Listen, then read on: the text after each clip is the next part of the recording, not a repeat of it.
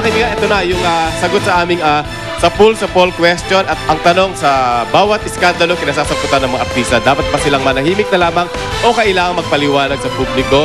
Ito na ang resulta. Ang nagsabi ng manahimik, 18%. Ang sabing magsalita, wow, bonggang-bonggang, 82%. 83 na, kasali. Okay. Ako din po, 84 na. Yes, and start off, would like to thank the following Eitel Design Furniture Depot, Ostra Metalite, Arderay Skin and Body Clinic Calcium C, the non-sodium, non-acidic Vitamin C, Hikari Anti-Aging and Whitening Soap, R. Lapid's Chicharon and Barbecue, Happy House Donuts, BB Stuffed Bread, Zagu, Waffle Time, Mr. Boy Abunda for the lechon and balloons and Happy flowers, birthday, King Suham and the Sausages Company Inc.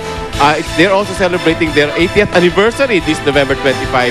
At syempre maraming salamat sa Bizarre, Aqua Best Samsung Electronics, Philippines Everest Invited, ACR Furniture, Modern Design Furniture, Bello, Flawless, Magic Jelly, salamat Dr. Vicky Bello, Evelyn San Luis of Flawless, and Celeste Tuviera and Susan Aquino of Gold's Jeep, Beta Tayon and kayo na. Okay.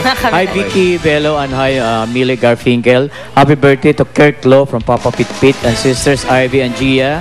From Sid Sambile of Paul Lux. Happy birthday to mga pamangkin niya, Shaina Dila and Medic Dila. At sa kanyang father na si Pepe Sambilay from El Citan of Catalogan, Samar. Happy birthday to Douglas Inghente of Carigara, Leyte. And congratulations to Ferdy Lapo sa pagbukas ng parlor niyang Andy Styles sa Angeles City. And hi to Menchi, Vic, Rubina, and Jojo na kasama niya. And happy viewing to Win Urquiza and Kat Llamas of Globe.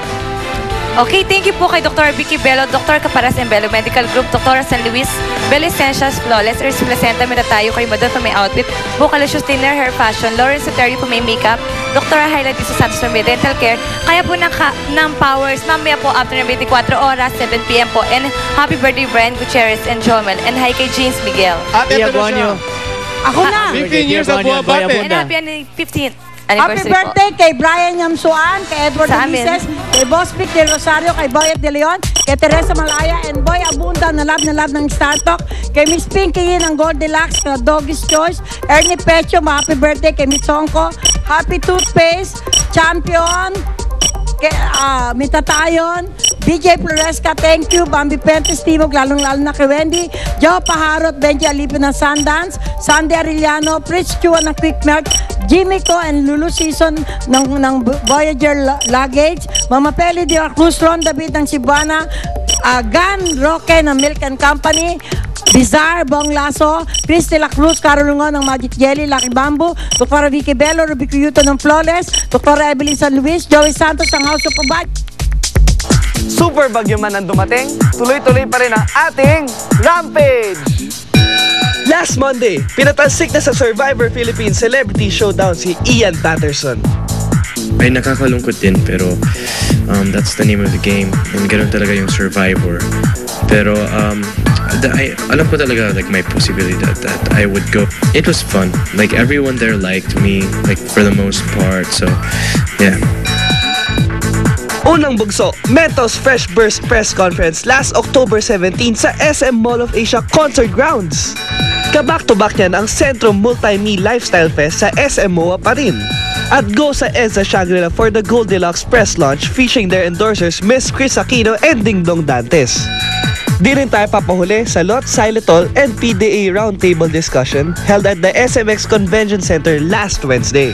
Invited rin kami sa Kawasaki Motors Philippines Corporation presents The Great Asian Connection Heavy Metal, The Rock and Rolling Dealers Convention 2010 sa Marriott Hotel Newport City Complex, Pasay City. Rampahan din natin ang Meg Magazine November issue pictorial featuring Georgina Wilson.